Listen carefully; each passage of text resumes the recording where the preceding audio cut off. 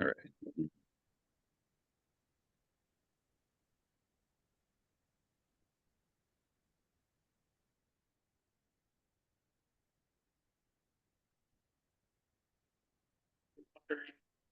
Sitting here in silence. I'm pulling up something to share with the.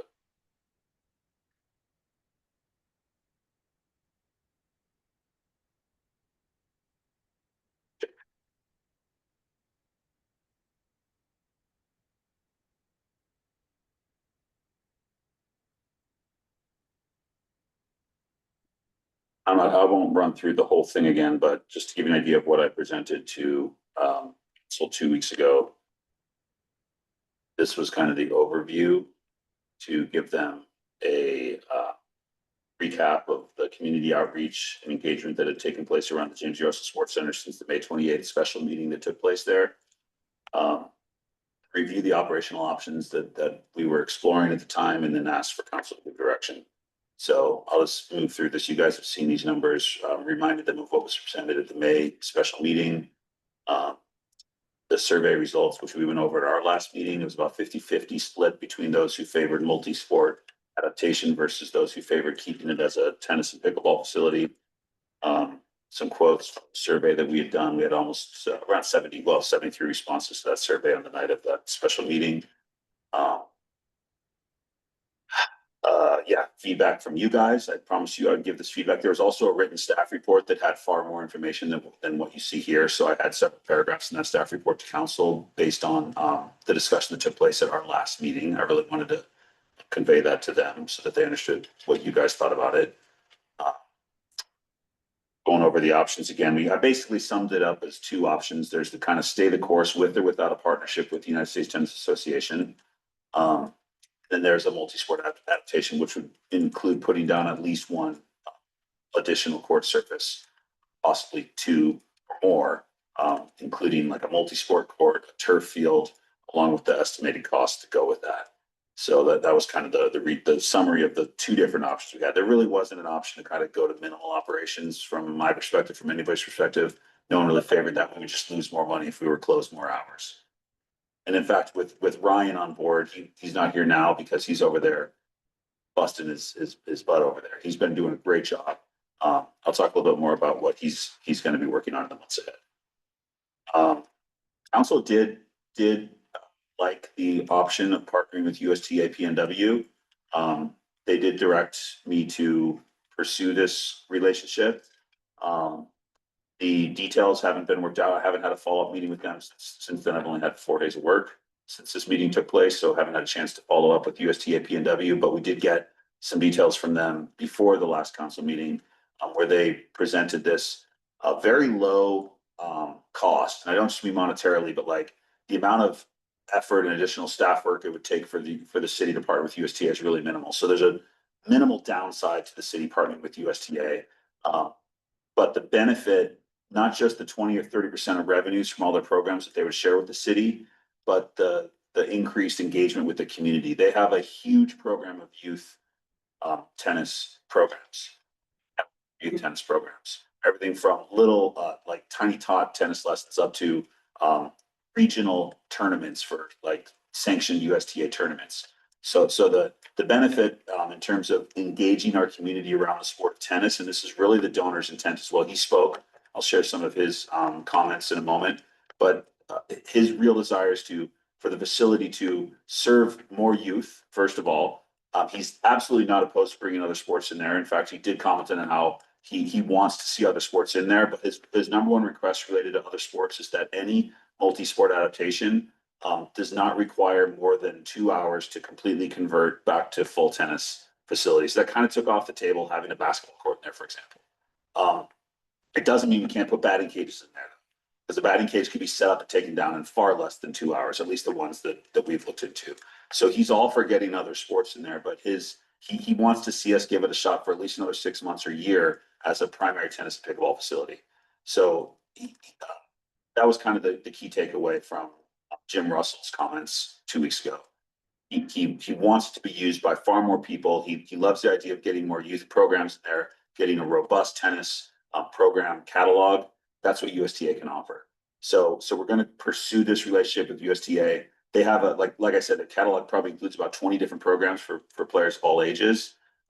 And the cost to us is less court space available for our regular paying members, but it's our regular paying members who are going to sign up for these programs. And then more people are going to want to become members because there will be a member discount for every program you sign up. USTA do pickleball as well, or they are the governing body of pickleball, but the PNW chapter does not have any pickleball programs in their catalog right now. But fortunately, Ryan is a pickleball guy, and really what the pickleball community seems to want is a more well-structured and organized drop-in play experience. So that if someone shows up by themselves without 3 friends, they feel like they can show up and be directed to a court and being given the opportunity to play. Right now, for the first 6 months, it's been pretty much like you have to come with your group and then find a court, and there hasn't been much contribution from staff because our previous supervisor didn't know a thing about pickleball in terms of sending people to the correct courts, setting up expectations about how you can advance to a higher court. That more organized play experience is something Ryan's already starting to engage in. So that's really what the pickleball community wants. We also have a local pickleball pro, Charles Bomarino, who's excited to offer youth pickleball programs. He can't do it at the private club in Ponderay because their insurance doesn't allow anyone under the age of 18 to play in there, which is kind of crazy, without an adult. But so they can't do youth programs over there. So I've asked Ryan to work with Charles on getting some youth programs for pickleball, but we plan to offer more pickleball opportunities and a better experience ourselves. And USTA will come in and offer the catalog of tennis programs. The USTA would have programs for, or like tennis pros for like all ages though, right? Exactly. Adults and Yeah. kids. Yeah, Cool. exactly. Yeah, that's their mission is to grow the tennis community. And that's really what Jim Russell asked as well, is that we at least give it another 6 months a year to see if we can activate the space for its primary user group, growing the community, increasing our membership, and building a community around tennis. It's like we talk about the examples of like cross country skiing and mountain biking and other sports and activities that are huge in Sandpoint now that wouldn't exist if we didn't have the facilities for it. I think Jim Russell wants to see tennis become. Well, it seems like Brian has a little more experience and maybe the more like excitement to get more people. Yeah. Talk more about what he's been working on. So this, so that was the direction the council gave. It was basically to stay the course with while exploring the partnership with USTA and also engaging the other sporting communities fall time with court preservation opportunities. And one thing Ryan and I have been talking about since this meeting is perhaps what we're probably going to do is set aside like 2 or 3 hour blocks that are available every week, not every weeknight, but some weeknights and then like every weekend where one court could be available for other sporting groups to come in and reserve so that the tennis pickleball community has certainty that like, okay, we just know that like the Tuesdays and Thursdays from 6 to 9 p.m. is multi-sport for like 1 or 2 courts. And then Saturdays from 8 a.m. to 11 a.m. or something, or from 1 p.m. to 5 p.m. So that those other sporting groups have the opportunity to reserve court space. We still need to work on like indoor batting cages. What are some of the sports equipment? We might order some basketball hoops and perhaps put lines down for basketball on one of the courts without changing the court surface. That's kind of a compromise. Eric Donenfeld recommended that. It's like, hey, just keep this in mind. You can do other sports in there without putting down $100,000 court. So we're looking for ways to have other sports without dramatic conversion. Jason, do they have, since I haven't been in there as much, do they have like nets that can Court be separation nets. pulled? So you could, So each court is 7,200 square feet. Separation nets. There's really gross. yeah, it's like a lacrosse ball Yeah, could go balls flying can and fly. just, yeah. It's great. So that's the direction we got. Ryan's full speed ahead. Some other things Ryan is working on right now, which are pretty exciting. Sharing here. He's developing a volunteer program so that we can be open more hours throughout the week, but fewer paid staff hours in the facility. So currently we're at about 80 hours of paid staff time at the front desk. We're going to get that down to 60 hours. We'll also be open for 30, I think it's 30 more hours a week, going from 8 a.m. to 8 p.m. to 6 a.m. to 9 p.m. That's not 30 hours, it's like an additional 18 hours or something. The way he's going to do that is those morning times from 6 a.m. until the regular workday starts are going to be for members only, and there's going to be designated volunteers, a handful of volunteers. We need about 6 or so. And he's already done outreach with the pickleball tennis clubs in town. They're very enthusiastic about this because in exchange for volunteering 6 or more hours a month, you get a free membership. So people are going to be stoked to do that and also get some more people in the door who are going to be paying to play. So without additional cost, payroll costs for the city. So really cool program. Just today, he sent me a job description for a new position. It's basically like membership and volunteer coordinators, membership outreach and volunteer coordinator. And currently all our front desk people get $14 an hour. This is a $16.50 per hour position that includes additional like engagement responsibilities and overseeing the volunteer program. So I'm working with Cheryl, our HR director, on getting that position posted. And I think we have at least 2 people who are currently working at the front desk who want to do that job. So very exciting improvements to the way the building's been operated. We've learned in the last few weeks that bad weather is great for business. The 5th, the day after the 4th of July, was the busiest day we've ever had in there. We grossed over $1,000. It was like 62 degrees and raining out that day. And it was, Brian said it was just insane. And Jim Russell was in town, so he was able to come and spend a couple hours just watching people enjoy the facility. So things are looking really good at the sports center right now. I'm not promising we're going to eliminate our deficit in the next 6 months, but we're going to dramatically reduce it. We're going to have far more programs in there by the fall. The plan right now is to have a grand opening of the sports center, which, as Ryan pointed out at the last meeting, we never really had. We had that kind of private ribbon cutting event, but around Labor Day, we're going to do a grand opening, which is going to have food trucks, vendor booths. We're going to have sign up for the Silver Sneakers and the One Pass program, which is those senior programs where their insurance will pay for their membership. He's getting us on board with that so that we'll get all these senior members who might be hesitant to pay 40 or 50 bucks a month right now. They're going to have their insurance able to pay that. We've got a new membership fee structure. We're going from monthly plus daily fees to just monthly fees. This is pretty cool. Ryan's really stacked when it comes to signals and how you can use fees to send signals. So for example, the standard membership fee is $99. Sounds really high. That's quite competitive for like private facilities. But the Bonner County membership fee is $69 and the city resident fee is 40. That's if you go month by month. If you want to sign up for a whole year, it's $39 for a month for city residents, 49 for Bonner County residents. So that standard rate of $100 a month, no one's gonna be paying that unless they're coming from Kootenai County or coming from Montana or Washington, which some might, because that's still a good deal compared to what you're gonna pay in Spokane Valley or North Spokane. They're quite a bit more expensive than even that $99 a month, because with that flat rate, you now get unlimited play, no drop-in fees, which is gonna streamline the experience for users. That we're switching to Court Reserve, which is a whole new software. $200 a month for the city. We're currently spending over $1,000 a month on software. It's insane. So the Court Reserve system allows you to book courts on your phone. It's what all the USTA clubs in the country use. When you come and you just hold your phone up to the scanner that we already have. We already have all the hardware to make this work. Checks you in, you go to the court that you've reserved.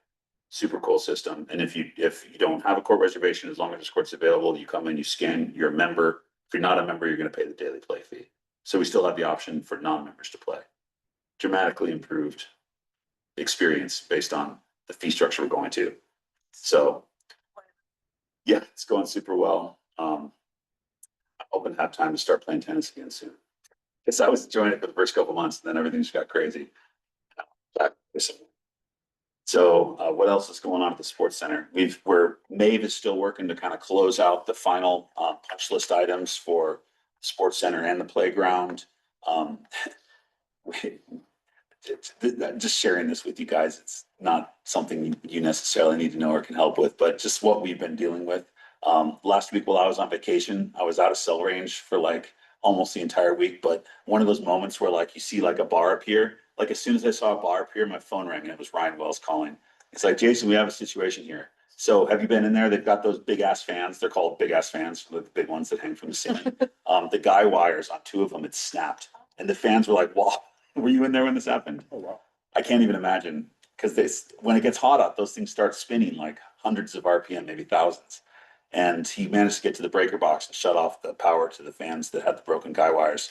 But this morning, the contractor was in there with a tall lift, supposedly replacing like all the guy wires on those things.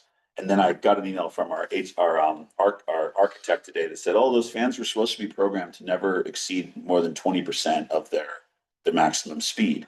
Well, we could see on like the control box, which is by the water fountain there, that when it gets hotter out, those fans are like thermostatically controlled. They're getting up to like 90% of their speed.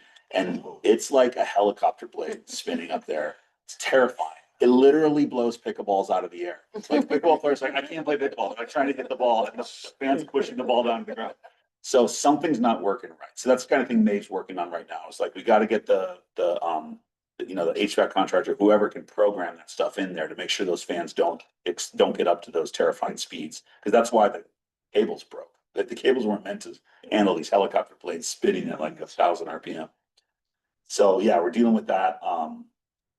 What else is happening in the sport? Oh, another issue we were having was the positive air pressure in the building meant the doors could never close. So we had several instances where like doors are being found open in the middle of the night by police because it's literally like a wind. You walk in there and you open the door and just like blows open. It's like the air is breathing out. They have fixed that this week. You want to talk about that, Kemi? How's that working now? For the most part, every now, like it seems like they fixed it twice Yeah. recently, and then it kind of, I don't know what changes, but then it flips back. We're on day 3 now since the latest fix. So what happens when you walk into the building now? This morning it was great. I didn't get blown away. What's the door do?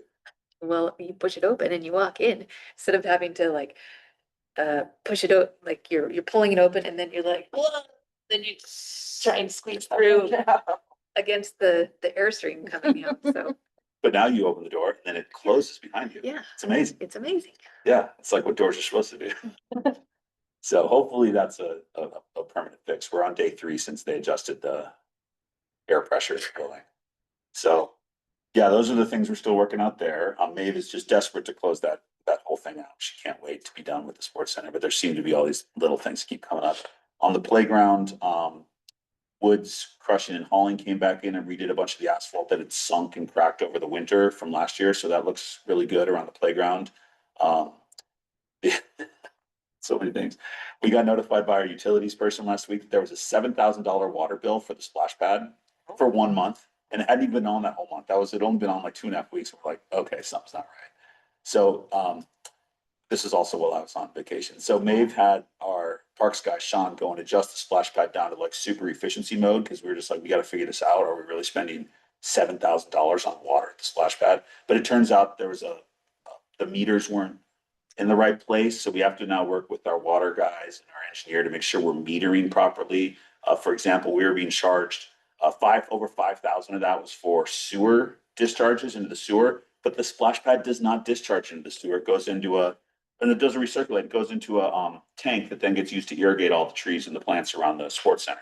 So why are we paying thousands of dollars for sewer discharges when we're discharging nothing? So that's something we got to work on from a metering standpoint. But we did turn the splash pad to super efficiency mode, and that was a terrible idea because we were getting emails and phone calls. Oh my God. Like everybody's like going into the sports center and complaining. They're calling City Hall. I had city council person contact me. What's going on with the splash pad? First of all, it's a good thing because everybody loves the splash pad.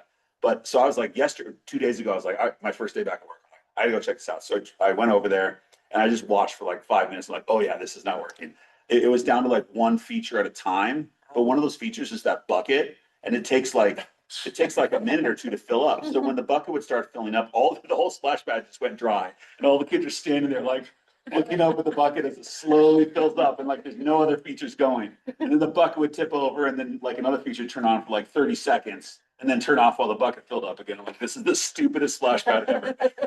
So I immediately called Sean, our parks guy, and we went over there yesterday morning and reprogrammed it so it was back to where it was before, which is like at least two features at a time are going, so kids can move from here to here. It's still on like medium efficiency mode, but it's not super efficient, so it's not as dry as it was 3 days ago. So I think the complaints will stop, but yeah, it's fun. It's funny, like the splash pad that didn't exist 2 months ago suddenly isn't producing quite as much water, and everybody calls City Hall. What's going on? What's the splash pad? At least they value it, you know. So, oh, on the rest of the parks, I'm sorry, going into all the updates right now. This is not just JER, but we might as well get them out of the way. The other things Maeve is working on, she's worked with Tyler, who's been a liaison with the Rotary Club for the picnic shelter.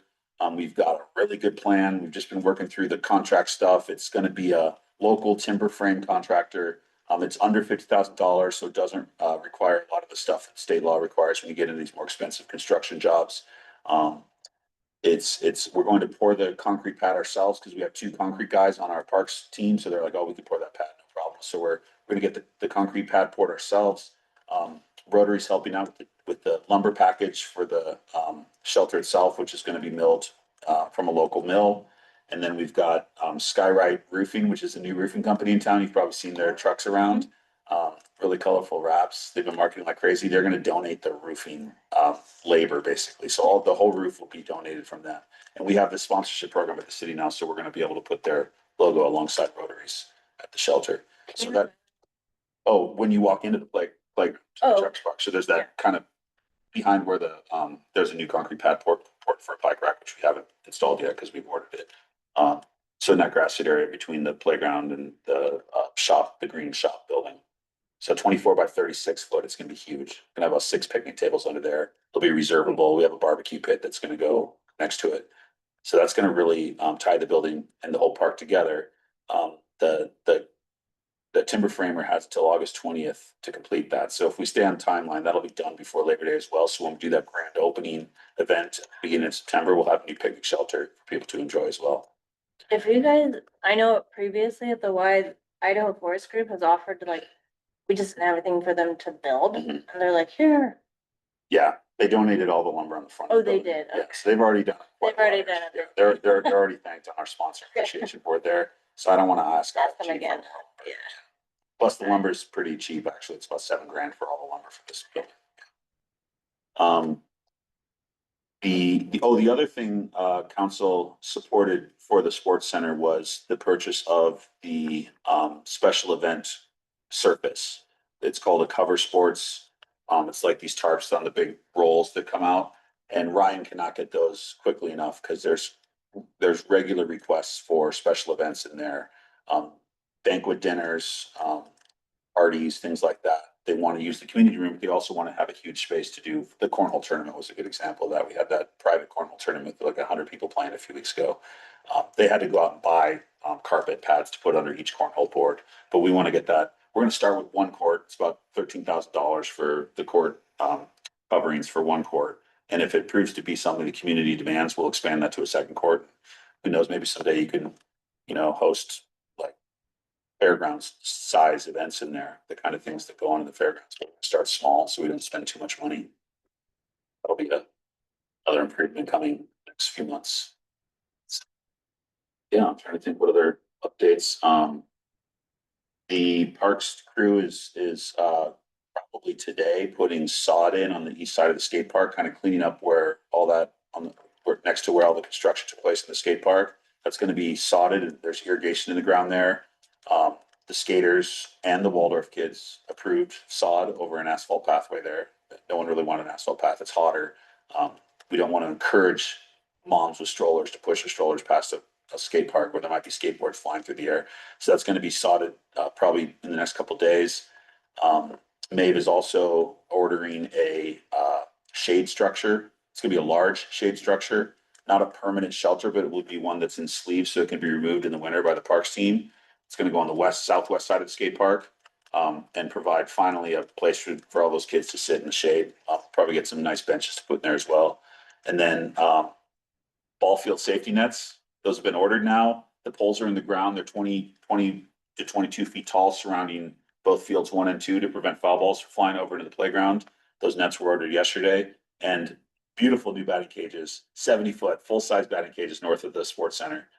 They're the hoop style, so more like what we have at Memorial Field. They're not going to be all chain link fence, so they'll also be removable in the winter. But the batting cages they've been shipped. They'll be here in the next few days. And Thompson was doing the poles for that. Thompson did the poles. Thompson's going to do the sleeves in the ground for the batting cages.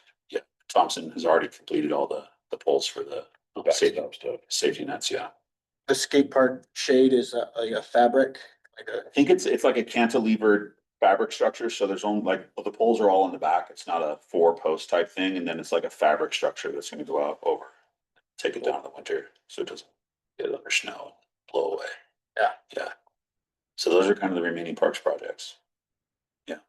What about the RV park? I saw they were doing some work down there. Oh, that's the Is that lift station. That's a sewer lift station. That was supposed to be done June 15th. It's frustrating how slow they're going. I just heard that they'll be done in October sometime with that one, and maybe they'll be done with that sooner, but they're also doing that lift station over on Superior when you come into town, across from Powderhound Pizza. So yeah, those guys have been taking their sweet time. Will that impact The RV RV park park improvement, and- we'll have to design around it for sure. Yeah. Yeah. I thought Cheryl's very busy, but in the next month, we're gonna get together and put together an RFP for the, probably like a design bid build type thing. So we have one firm do the design, then we go out and find a contractor to build it, for the RV park. But when we work with that design group, I wanna, include in the design like a drop-off area for families and for possibly a spot bus in the future, where somewhere in the vicinity of that lift station there can be like a turnaround, so people just wanting to drop kids off at the beach don't have to drive in, because it's such a zoo down there. When people just drive through, it's like a snake of cars all day long right now. My daughter, I went home for lunch yesterday. She's like, "Can you drive me to the beach?" I'm like, "Ride your bike." She's like, "No, my friends are all there already. I want to ride." All right, I'll drive to the beach. Do you have a ride? Sure. So if you want to raise your blood pressure as a city parks person, Yes. go to the city beach at like 1 o'clock on a 90-degree day. Because I went down there and I was just to drop my daughter off, and I can't do it anymore. It's like paid parking here, we've been making so much money that we can put back into this park. And you look, and it's like hardly any of them are kids in that parking. So paid parking was approved 2 weeks ago with boat launch fees at City Beach and Memorial Field. That's another RFP we have to do this summer or fall to find a provider for that who can do the technology implementation for paid parking at City Beach, city parking lot, a couple other parking lots, and First Avenue between Pine and Cedar, and then like a block or two of Cedar, and then a couple blocks of Second Avenue as well. We're going to do like metered parking down there to prevent the 2-hour shuffle where real estate office employees come and just move their cars every 2 or 3 hours from space to space, taking spaces away from all the retail businesses that need vacant spaces. Because those few blocks are just like 100% occupied throughout the day. When you say city parking lot, is it the one by Joel's? Is that what you're? Yep. Yep, that'll be a pay lot along with City Beach and then a couple other locations as well downtown. Yeah. But the plan is adopted as parking passes for city residents, $15 a year. So it's basically like your dump sticker to get you 3 to 6 hours of free parking downtown. And then downtown business employees, downtown residents, so people who live within that 6x6 block area, they'll have the option to buy, like you do in any other city with, parking limitations. I had to buy when I lived in Seattle, a monthly parking pass so I could park on the street without getting a ticket or getting towed. If I exceed the 3 or 4 hour time limit. So we'll have all those passes that most cities have for residents and businesses, things like that. In fact, that's all that's in the fee schedule. So I've been updating the fee schedule based on all this stuff. The hourly parking rates, that's not something we're going to put in our fee schedule because we want that to be flexible so that we can achieve kind of that effective capacity level. Like if we priced it at $3 an hour, who knows, we might only see like 50% occupancy. We don't want 50% occupancy. We want like 85% occupancy. So if we price it at $1 an hour, maybe that wouldn't change anything. We'd still have 100% occupancy at City Beach all the time. There's no place to park. So we want to be able to adjust the prices based on what, achieves that. We're not setting a revenue target or a price target. We're setting an occupancy rate target of 85%. And City Beach is at 100% right now during 10 a.m. to 6 p.m. during the month of July, basically. So we need to reduce demand for parking City Beach so that you don't see that endless, circling of cars just waiting for a spot to open up. That's my personal goal is to reduce the amount of coal rolling that goes on at City Beach. I feel like every time I'm down there, I see some teenage kid in a diesel truck just like rolling coal on beachgoers. I'm like, pay $1 to get in here. Do you think they'd be in here rolling coal on people? Probably. Okay, those are all my updates. A You have lot of really questions? good stuff. I just thought there's a lot going on. Yeah. Back to the RV park. Yeah. Do we have to have like all that money from the grant spent in fiscal year 26 No. or anything like that? No. Usually there's probably a 1 year, maybe 2 year time frame, but those can be extended super easily as well. Okay. I'd love to have it all done. Possible. You guys want an update on the hotel? Yeah. So next Tuesday, their representative is coming to the planning and zoning meeting to ask for an extension to their existing conditional use permit. That would mean that if the commission approves that extension, they could go ahead and pull a building permit next Wednesday for the building that was approved last June. Which is what we've all seen. It was on the papers and everything. So the thing is, they seem to want to build something different than that. It's with a different building footprint and a different orientation of the wings of the building and a different size. Not so much the size, it's pretty similar in size, but it's been made very clear to them that if you want to deviate from what was approved last June, you need a new permit. So I think it's likely that they'll later this summer submit an application for a new conditional use permit because I don't think they want to build what was approved last year. They seem to have a new concept that's deviating from that concept. So they are asking for an extension because I would think they want to have all options on the table, and their permit technically expired 4 days ago, which is 1 year from the date that it was effective.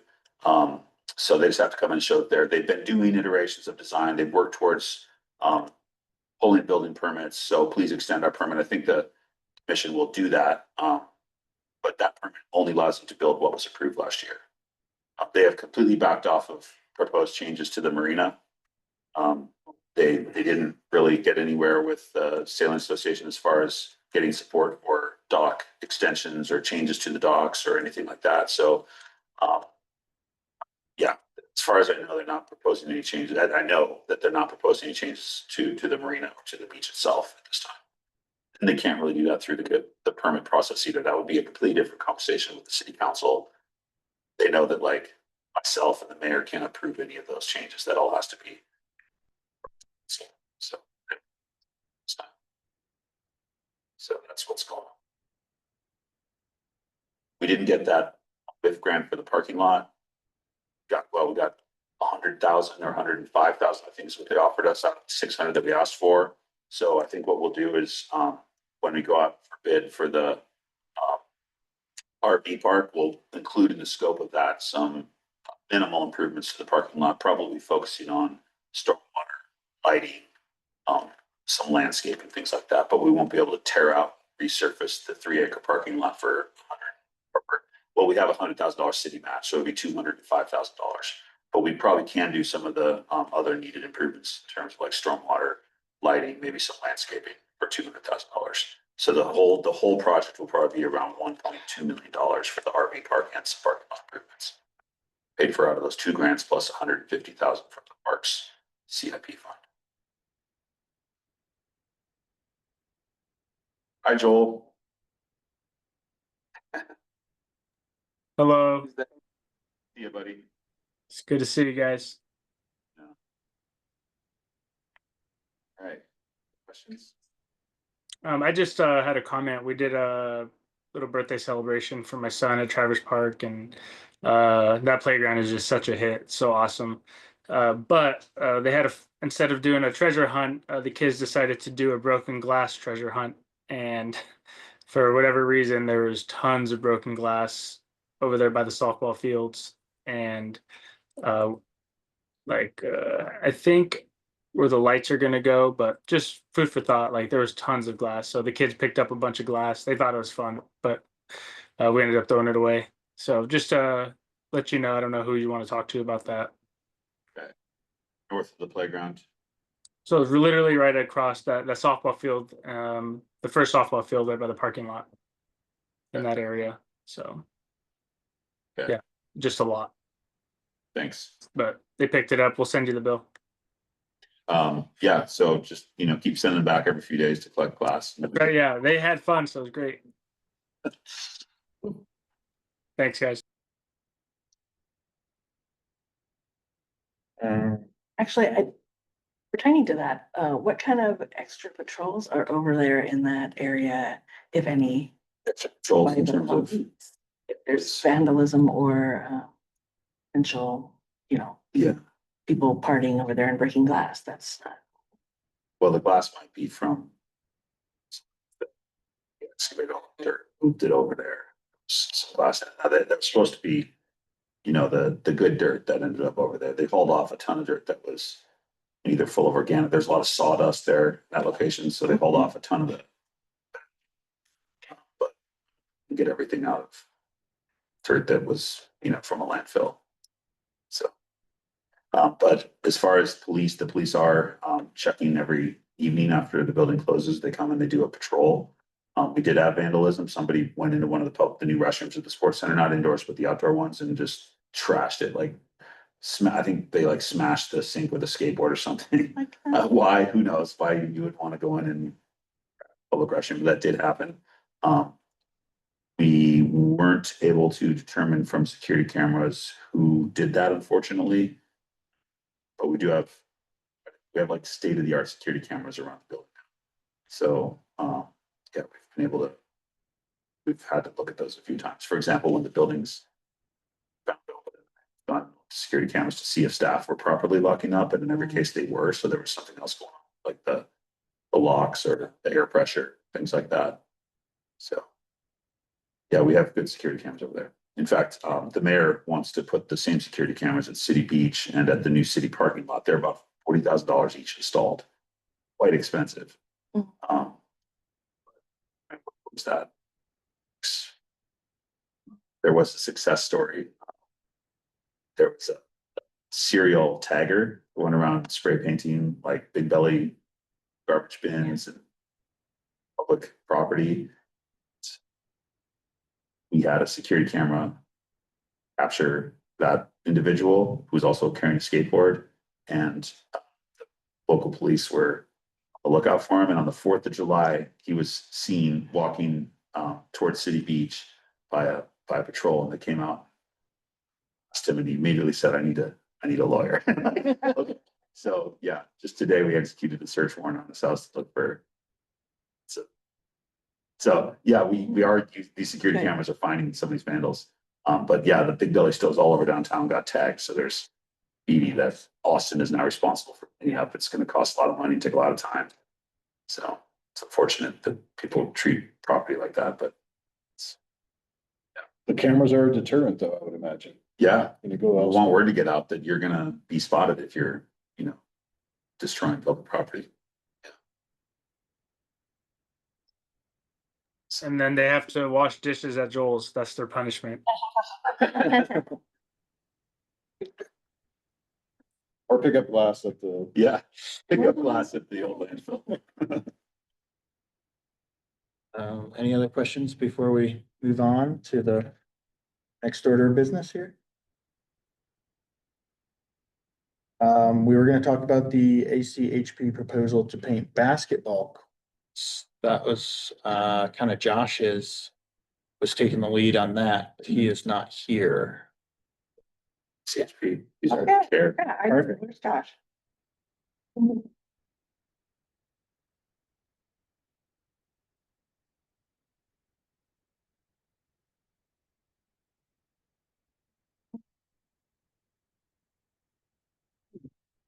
Well. So, Ellie Sustis, I'm the chair of the Sandpoint Arts, Culture, and Historic Preservation Commission. Thanks for having me today. I wish Josh was here, but that's okay. I'm here to gauge your interest in perhaps painting murals on our outdoor basketball courts. Commission is always looking for ways to support our local artists, beautifying our parks. A mural on the basketball court is a great way to do that, and many cities have programs dedicated to it. There are many ways to approach something like this. We could design with a stipend for an individual artist for design and execution, or we could partner with a high school art class for design and painting with a stipend, or we could have a call out for volunteers to do the paintings. As far as the actual paint, there are special paints recommended for outdoor court murals to ensure durability, adhesion, weather resistance, and non-skid surface. They are often acrylic-based paints designed for outdoor surfaces with silica sand added for texture. For design criteria, we, the commissions, can create a theme, a color scheme, a wayfinding information to include in the design that is pertinent to the location. And then we let the artist ponder and design their vision. I'll need to research the pricing for paint with our friends at Miller's Paint Bucket, but the call for art that I saw online on different communities can reach upwards of like $5,000. Here's an artist painting a mural in Spokane. Spokane being Hoop Fest. They have actually a really huge program. They have been painting a lot of their courts. Very festive. You can see that was a design for Liberty Lake, and here is the finished product. Here's another one in Spokane. This actually is in the, see that? It's actually the finished mural. So all in all, the murals are intended to enhance the community engagement with the parks and celebrate our local artists and sports. So we would love to collaborate with you and get some paint out there. Is there a particular park? City Beach or? Well, I would love to do City Beach. But there are a few other ones. There's Hickory Park and You got these. Opinion is City Beach and Hickory Park are the two candidates for this, not because I wouldn't love it here, I'll look out at those from the window, but because those need to be resurfaced. okay, The so concrete over here is not worth painting. okay, City Beach and Hickory Park are in better shape as far as the surface. that's good. We do the building over here, murals too. What is that The building? shooting range? Yeah, the shooting range. Maybe. That'd be high visibility. Yeah. Meatball. Would go for that. Murals, well, we've got a local building owner that wants to do a mural right now that I'm in touch with. They're treated in our code kind of uniquely because they do have to be approved. City ACHP commission, even if they're on private property, because it creates like this public piece of art basically. So we recently had a quest up on Division last year. Got this one down at the studio park. Oh, it's called Farm. Yeah, Jeff Jones. Jeff Jones Square, yeah. Yeah. Something like this would be, I think, welcome. At the very least, we need to repaint stripes on all. But do you know how, like, have you looked into this, Ellie? Like, how difficult is this? Like, do you need like someone who specializes in like painting floors to do this kind of work? No, I don't think so. I think that there are specific tools that make it easier that could be researched. And there's plenty, as the commission, we are totally into supporting local artists, but we're not opposed to supporting regional artists as well. And so the fact is, there is quite a few artists in Spokane who obviously have done a lot of these sports now, and we could hire them for consultation, or they could potentially be picked in an art. But I think that it's totally doable. Just making sure that you have the right paint for durability, because we don't want to, make something beautiful and then have it not hold up. We want to make sure that we adhere to all the best operating procedures as far as making it. Maybe this is a question for Joel, a basketball player, but I unmuted. I'm ready to talk. Joel, have you played on courts that are painted like this? And what's the experience like for actual ball players? Yeah, that's a really good question. I mean, I've played quite a bit of basketball in this community, and Hoofest included, for quite a few years, pretty high level. First, my question is, are basketball players asking for this in these communities, or is this just an opportunity, which I think I'm not blaming the opportunity, or is this just an opportunity that's seen for the arts to show what they got, or is this like a desire from basketball players? Well, actually, that probably would be a good question for Josh, but he's not here. He's online. I'm here. He's jumped on. Josh is here. Josh, do you have any opinions on that? I haven't heard any demand from basketball players, but I think it would just, in general, make our parks look better and more desirable, more attractive. I haven't played on one of those courts. I have seen some that are more distracting than others. So I could see how maybe it could be a negative aspect for a ball player, but maybe we could get some feedback from some ball players. And I don't know. I think it's a good thing for the park if the ball players are on board with it. Yeah, I don't know if I haven't played in a few years. I've been playing more volleyball now, but it's softer on my body. Back in the day, I sound really old, but simple was always better with basketball, with lines. Kind of like the debate with pickleball versus tennis. Sometimes can get a little confusing, but when we used to play pretty competitively, seeing those lines clearly really mattered. Especially the 3-point line, half court line. It depends how serious people are playing. If it's a basketball court area where kids are just playing bump, or they're not really taking it serious, painting probably doesn't really matter.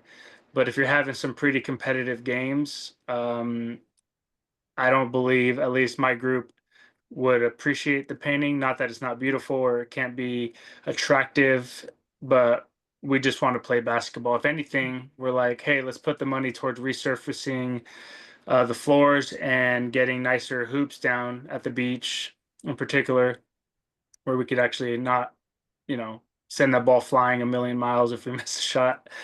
So, but would people still play if it's painted? Yes. Would we adapt? Yes, they would adapt.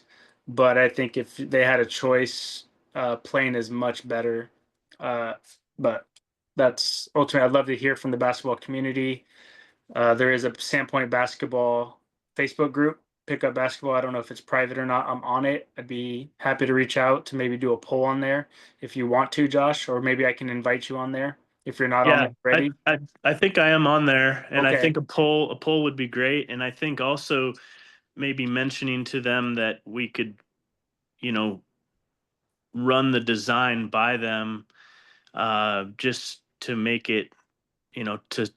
I'm sure there's designs that would be more compatible with basketball Yeah, players and that aren't distracting.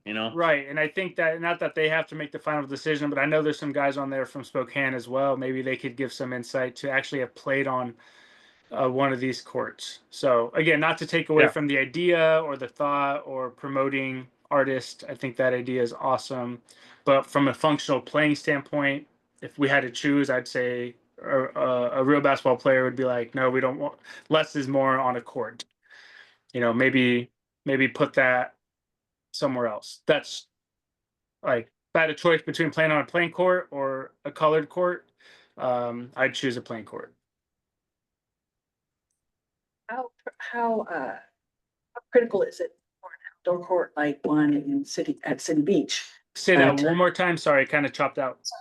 Um, like when you're really serious about basketball, are you at the beach, at the outdoor court, or are you?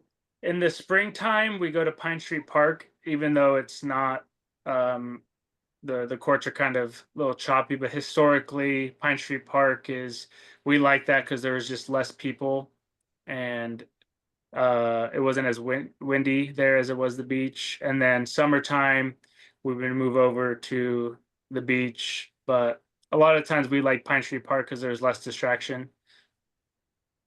Okay. So we're like, Actually, but this court you see on the screen here is at Riverside Park, Riverside. Spokane. Okay, I mean, and there's a lot of serious basketball players in Spokane. Oh, I was So gonna say, I was there last summer, not to play basketball, I was actually there for a show at the Interstate Center for the Arts, but I walked through the park and there were like high level pickup games with like probably some D1 basketball players there playing on this court. And I guaranteed if there's a court, people are playing. If you painted the courts up here in Sandpoint, people are going to play. That's not the issue. But I'd be curious if was a push for the basketball players or if it was a push for the arts and the basketball players like, oh, well, they're painting our courts, but we're still going to play. Like, again, we're not going to lose sleep. We're not going to stop playing basketball. Just from a simple preference, I would bet money that they would rather have it plain. Probably has some indifferences, but again, it's not going to be the end of the world.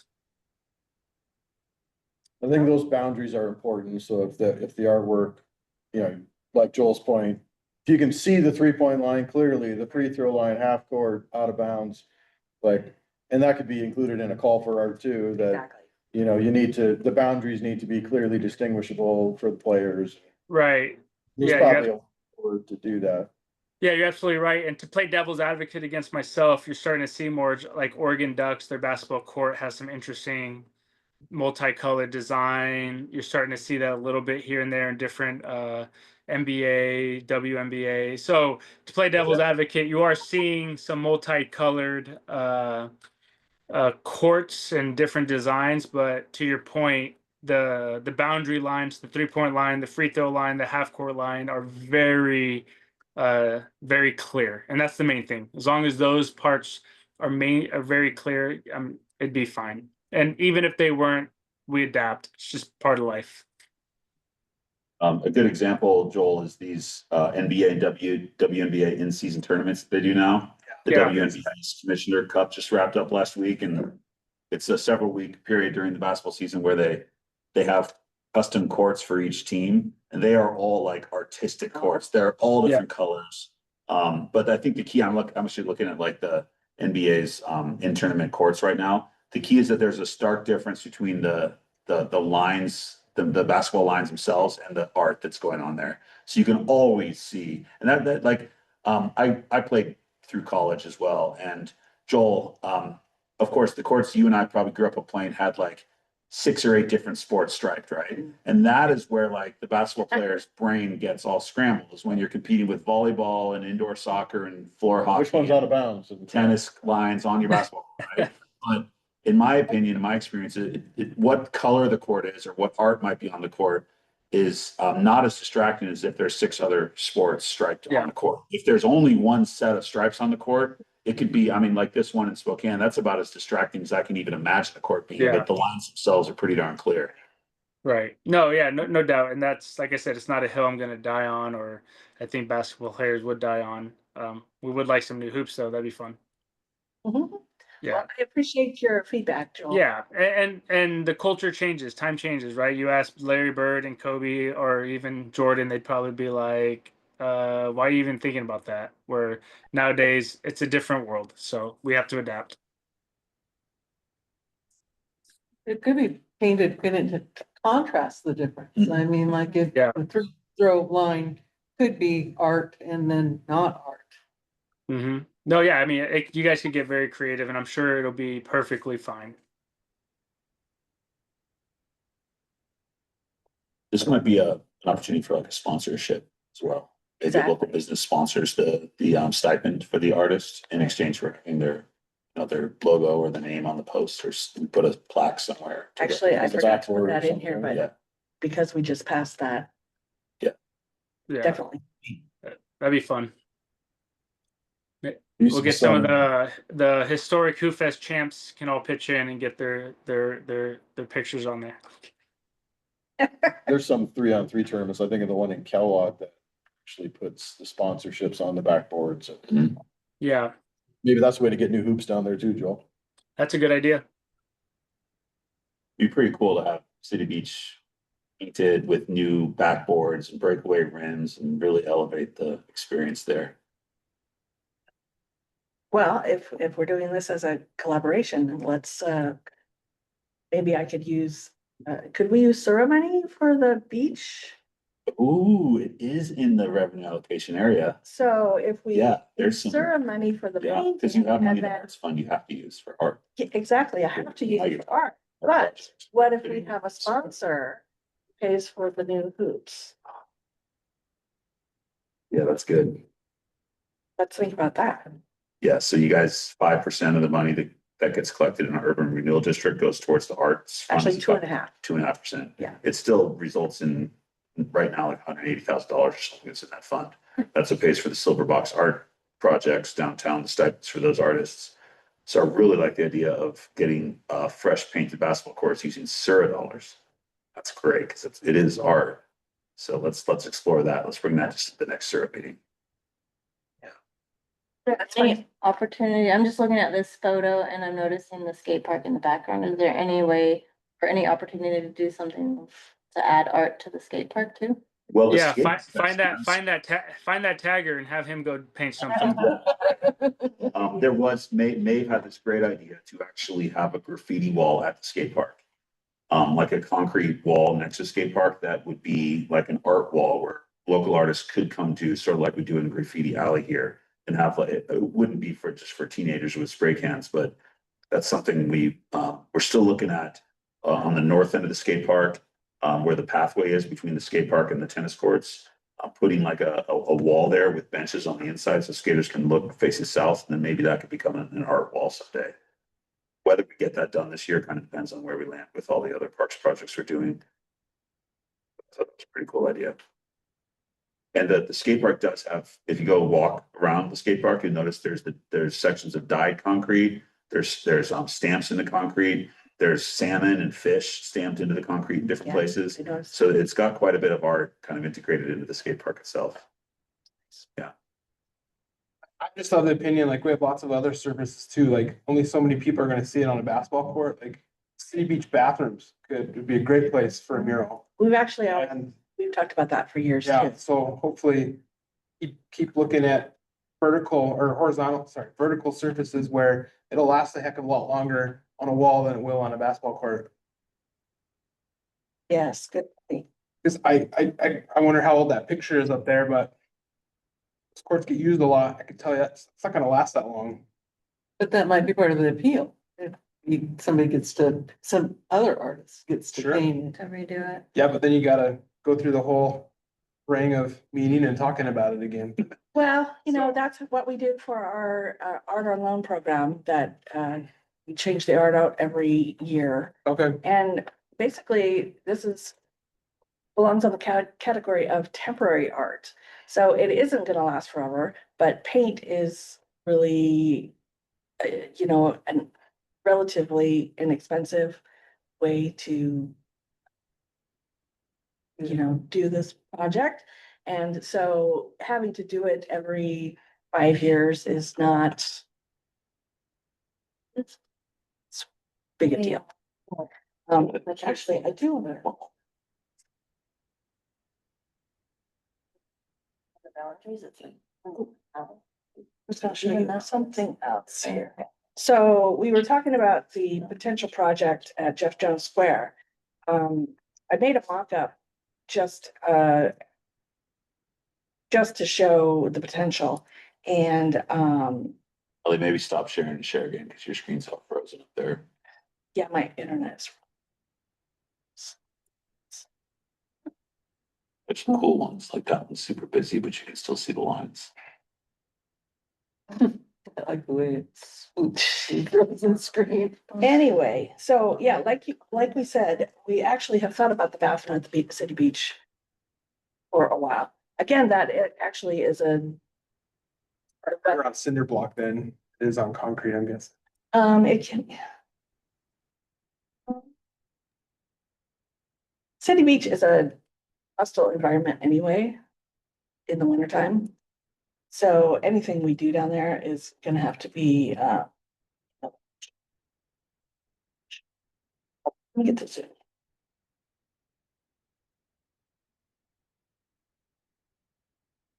May not be able to show this to you. Do the roof of the sports center. See it from the sky. All the pilots flying in and out of Yeah. Sandpoint Airport. Anyway, is this something that you guys would be interested in me doing more research and potentially pursuing in our city parks?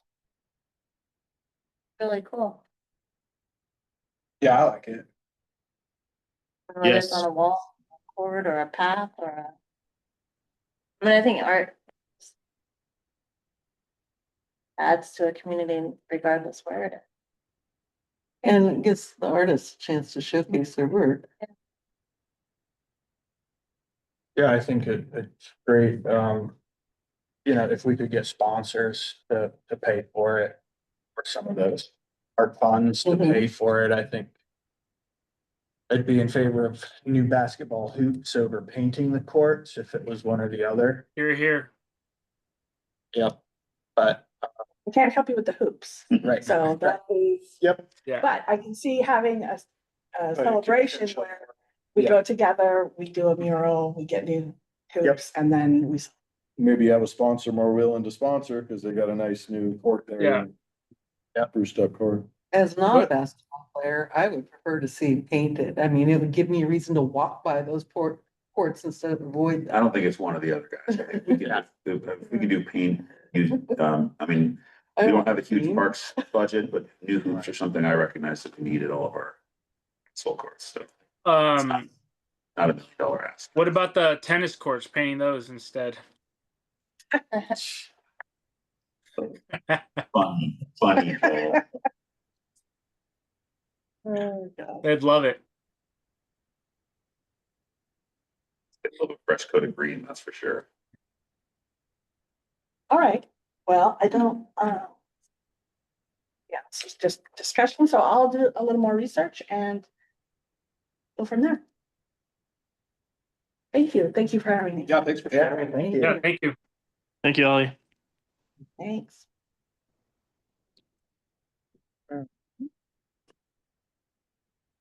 See.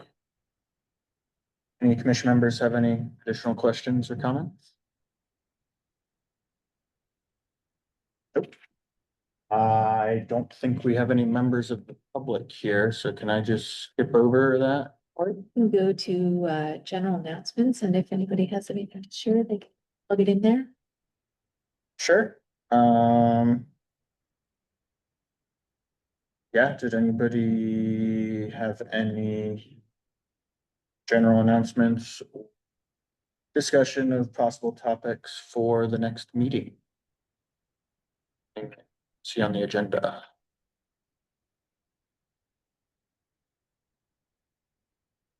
quiet bunch. With that, I will entertain a motion to adjourn. So moved. And second. Okay. No further business before the commission. This meeting is now adjourned at 3:37 PM. Good job, Taylor. Thank you. Good job. Thank you, guys. I was trying to share. Oh, that's cool. No.